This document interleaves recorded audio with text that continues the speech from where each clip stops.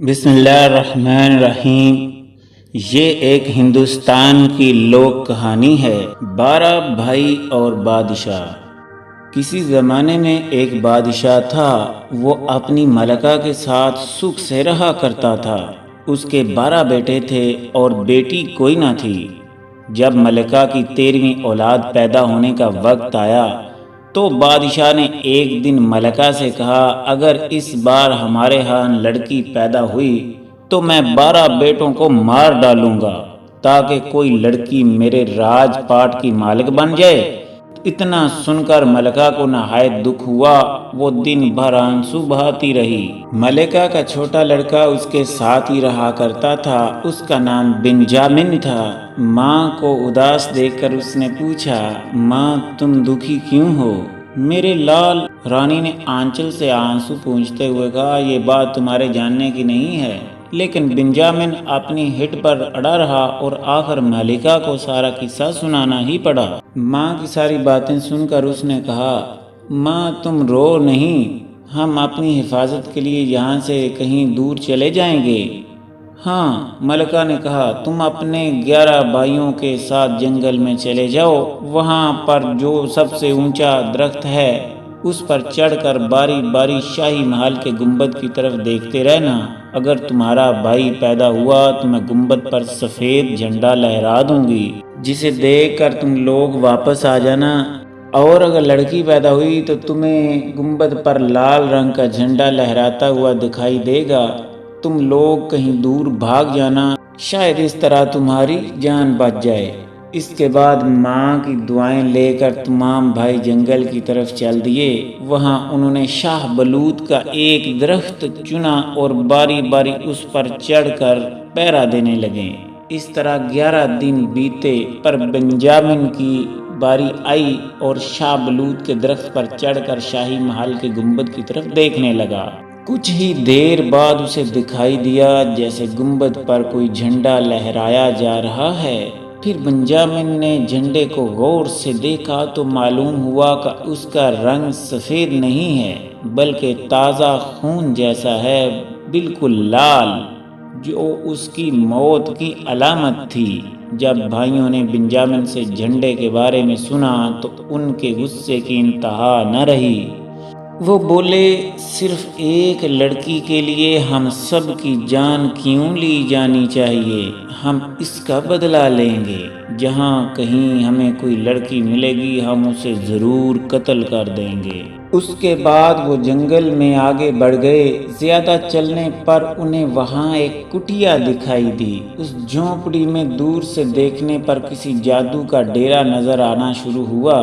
جھونپڑی کیا تھی کہ شاید کوئی خالی پڑی ہوئی تھی۔ انہوں نے فیصلہ کیا، ہم لوگ اب یہیں رہیں گے، اور بنجامن چونکہ تم سب سے چھوٹے ہو اور کمزور ہو، یہیں رہ کر کٹیا کی دیکھ بھال کرو، ہم لوگ خوراک کا انتظام کیا کریں گے۔ اس طرح ان لوگوں نے ایک ایک کر کے اپنی زندگی کے 10 برس اسی کٹیا میں گزار دیے۔ وقت بڑی تیزی سے گزر رہا تھا۔ ادھر شاہی محل میں وہ لڑکی بھی بڑی ہو گئی۔ وہ جیسی نیک اور رحم دل تھی ویسی ہی اس کی صورت بھی لبھانے والی خوبصورت تھی۔ اس کے ماتھے پر سونے کا ایک ستارہ ہر وقت لٹکتا رہتا تھا۔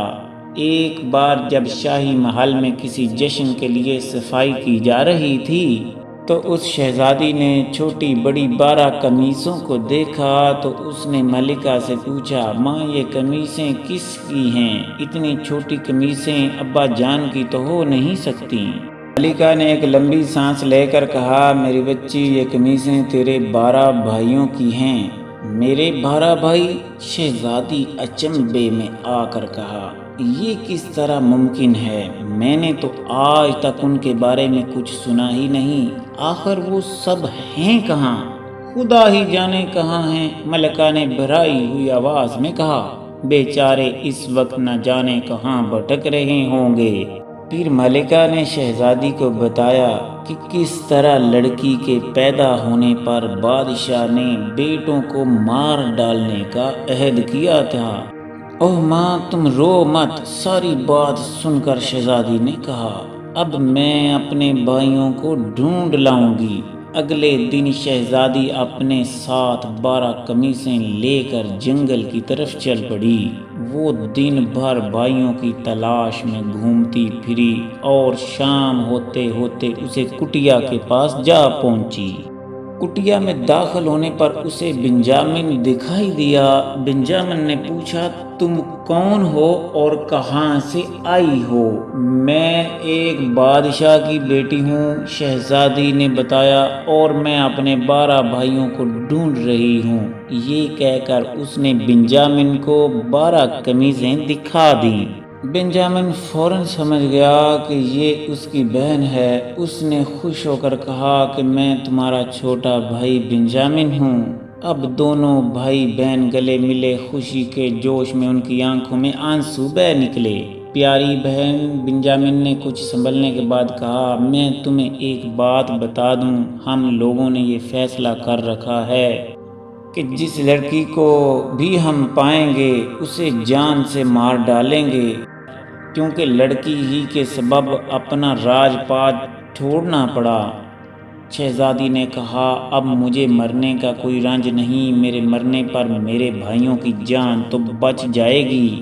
نہیں، بنجامن بولا، میں تمہیں اب مرنے نہیں دوں گا، تم اس لکڑی کے صندوق میں چھپ جاؤ، دوسرے بھائیوں کے واپس آنے پر میں سب بھگت لوں گا۔ شہزادی بنجامن کے کہنے کے مطابق چھپ گئی۔ سورج ڈوبنے پر باقی 11 بھائی شکار سے واپس آئے۔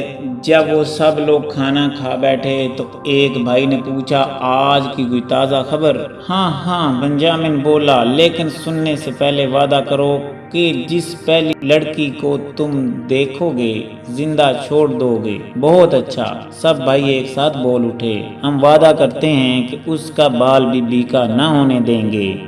اب جھٹ پٹ خبر سناؤ۔ یہاں ہماری بہن ہے، بنجامن نے کہا، اور صندوق کا ڈھکنا الٹ دیا۔ شہزادی خوشی کے جوش میں جھومتی ہوئی باہر نکل آئی۔ وہ شاہی پوشاک پہنے ہوئے تھی، اس کے ماتھے پر سونے کا تارا جھول رہا تھا۔ وہ بہت ہی خوبصورت، بھولی اور دلکش نظر آ رہی تھی۔ بہن کو پا کر سب بھائی خوش ہو اٹھے۔ اب شہزادی بنجامن کے ساتھ ہی رہنے لگی اور گھر کے کام میں ہاتھ بٹانے لگی۔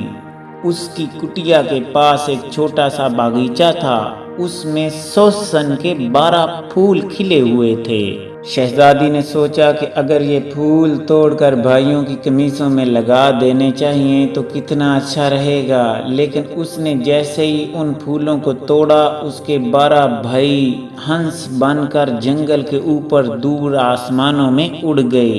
ساتھ ہی اس کی کٹیا اور وہ باغیچہ بھی غائب ہو گیا۔ اب وہ اس جنگل میں اکیلی رہ گئی اور آنکھیں پھاڑ پھاڑ کر ادھر ادھر دیکھنے لگی۔ اس وقت اسے ایک بڑھیا دکھائی دی۔ میری بچی، بڑھیا نے کہا، تمہیں ان پھولوں کو توڑنے کی کیا سوجھی؟ وہی تمہارے 12 بھائی تھے جو اب ہمیشہ کے لیے ہنس بن گئے ہیں اور ایسے پرندے بن کر اڑتے رہیں گے۔ شہزادی کے منہ سے آہ نکلی، اس کی آنکھوں سے آنسوؤں کا دھارا بہہ نکلا۔ اس نے روتے روتے پوچھا کہ اب کوئی تدبیر نہیں جس سے وہ پھر اپنی اصلی صورت میں آ سکیں؟ نہیں، بڑھیا بولی، اب اس کا اصلی صورت میں آنا مشکل ہے، لیکن ایک تدبیر ہے جو تمہارے لیے آسان نہیں۔ تمہیں 7 سال تک چپ رہنا پڑے گا، تم بول نہیں سکو گی، ہنس نہیں سکو گی، اور اگر تمہارے منہ سے ایک لفظ بھی نکلا یا تمہارے سب بھائی اس وقت مر جائیں گے۔ اگر تو تم اتنا صبر کر سکتی ہو تو پھر تمہارے بھائی واپس آ سکتے ہیں۔ اس پر شہزادی نے دل ہی دل میں فیصلہ کیا کہ وہ اپنے بھائیوں کو پھر سے پائے گی، اور جنگل میں سب سے اونچے شاہ بلوت کے درخت پر چڑھ کر بیٹھ گئی۔ اب نہ تو وہ بولتی تھی اور نہ ہنستی تھی، دن بھر بیٹھی بیٹھی وہ صرف سوت کاٹتی تھی۔ ایک دفعہ ایسا ہوا کہ ایک شہزادہ اس جنگل میں شکار کھیلنے آیا اور تھک کر اسی درخت کے نیچے آرام کرنے لگا۔ اوپر بیٹھی ہوئی شہزادی کو دیکھ کر اس پر فریفتہ ہو گیا۔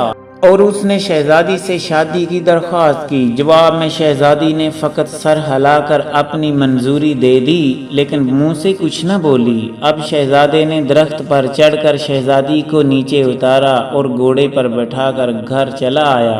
وہاں اس نے شہزادی سے شادی کر لی اور مزے سے زندگی گزارنے لگے۔ لیکن اب بھی شہزادی نہ تو کسی سے بولتی اور نہ ہی کسی بات پر ہنستی۔